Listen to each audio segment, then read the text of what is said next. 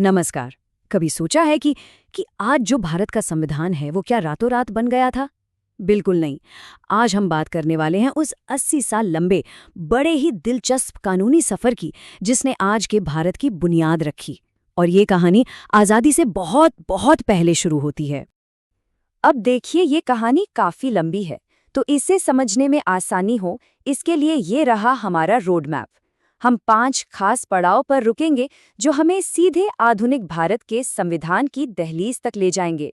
तो हमारी कहानी शुरू होती है साल 1853 से। एक ऐसा दौर जब कोई देश नहीं बल्कि एक ट्रेडिंग कंपनी यानी ईस्ट इंडिया कंपनी पूरे भारत पर हुकूमत कर रही थी। और यही वो साल था जब उनके शासन के ताबूत में कह सकते हैं पहली कील ठोकी गई, अंतिम चार्टर एक्ट के साथ। तो सवाल उठता है कि ये बड़ा बदलाव आखिर हुआ क्यों? ये कोई मामूली कागजी कार्रवाई नहीं थी, बल्कि ये भारत के अंदर और बाहर दोनों तरफ से जो दबाव बढ़ रहा था ना, उसका सीधा नतीजा था। तो इसके पीछे ना 2 बड़े वजहें थीं। एक तरफ तो भारत के लोग थे जो कह रहे थे, बस बहुत हुआ, अब एक कंपनी हम पर राज नहीं कर सकती। वो बदलाव चाहते थे।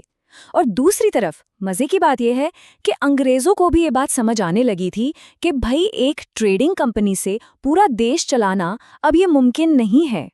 यहीं पर पहली बार एक मॉडर्न सरकार का ढांचा दिखाई देता है। कानून बनाने का काम और प्रशासन का काम दोनों को अलग अलग किया गया। एक नई काउंसिल बनी और जो सबसे जरूरी बात थी, सिविल सर्विस में भर्ती के लिए मेरिट पर आधारित परीक्षा शुरू हुई। ये वाकई एक बहुत बड़ा कदम था। 1853 के ये सुधार जरूरी तो थे, पर बस कुछ ही साल बाद एक ऐसी क्रांति हुई जिसने सब कुछ बदल कर रख दिया। एक ऐसी चिंगारी भड़की जो पूरे देश में आग की तरह फैल गई। 1857 के विद्रोह की आग जब बुझी तो ब्रिटिश सरकार को ये एहसास हो गया कि अब कोई भी रिस्क नहीं लिया जा सकता। उन्होंने भारत सरकार अधिनियम 1858 पास किया, जिसने ईस्ट इंडिया कंपनी के राज को हमेशा के लिए खत्म कर दिया। तो आसान भाषा में कहें तो भारत का शासन एक प्राइवेट कंपनी के हाथों से निकलकर सीधे सीधे ब्रिटिश महारानी के ताज के नीचे आ गया। ये एक बहुत ही ऐतिहासिक पावर शिफ्ट था। और इसके ठीक बाद हुई महारानी विक्टोरिया की मशहूर घोषणा, जिसे पहले वाइसरॉय लॉर्ड कैनिंग ने पढ़कर सुनाया था। ये एक बड़ा ही स्मार्ट पॉलिटिकल मूव था। इसमें भारतीय राजाओं को उनके राज्य की गारंटी दी गई और आम लोगों से बराबरी का वादा किया गया, ताकि भविष्य में फिर से ऐसा कोई विद्रोह ना हो। अच्छा, अब सत्ता तो सीधे अंग्रेजों के हाथ में आ गई थी। तो सवाल ये था कि इतने बड़े देश पर शासन किया कैसे जाए? जवाब मिला, भारतीयों को थोड़ी सी हिस्सेदारी देकर, लेकिन वो भी बहुत बहुत संभल कर। और यहां से ना एक पैटर्न दिखना शुरू हो जाता है। देखिए, 1861 में पहली बार भारतीयों को विधान परिषद में जगह मिली। ठीक है, फिर 1892 आते आते उन्हें बजट पर बहस करने और हाँ, सवाल पूछने का हक भी मिल गया। लेकिन यहीं पर एक पेंच है, ध्यान दीजिएगा। सिर्फ चर्चा करने की इजाजत थी, वोट करने की नहीं। मतलब असली पावर वो तो अभी भी अंग्रेजों के ही हाथ में थी। चलिए अब 20वीं सदी में चलते हैं। एक तरफ भारतीय राष्ट्रवाद जोर पकड़ रहा था, दूसरी तरफ अंग्रेज अपनी पकड़ बनाए रखना चाहते थे। इसी खींचतान के बीच कुछ ऐसे सुधार हुए जिनके नतीजे हम आज तक महसूस करते हैं।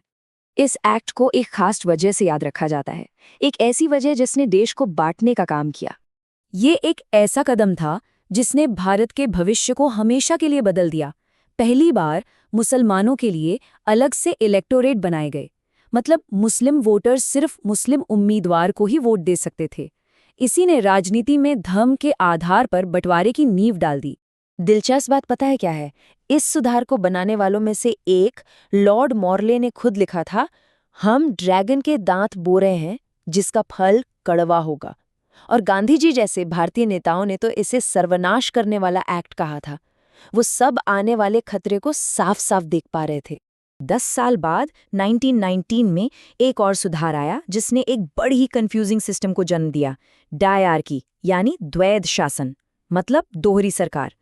कुछ कम जरूरी विभाग जैसे शिक्षा और स्वास्थ्य भारतीय मंत्रियों को दे दिए गए, लेकिन सारा पैसा और असली ताकत जैसे पुलिस और फाइनेंस वो अभी भी अंग्रेजों के ही पास था।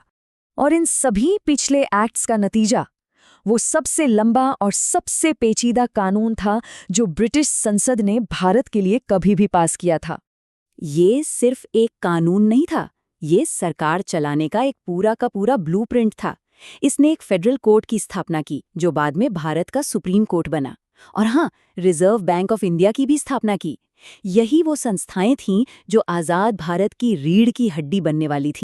और यहाँ एक हैरान करने वाली बात है, इस एक्ट ने शक्तियों को 3 लिस्ट में बांटा, फेडरल, प्रोविंशियल और कॉन्करेंट। जानते हैं, ये स्ट्रक्चर आज भी हमारे भारतीय संविधान का एक बहुत ही अहम हिस्सा है।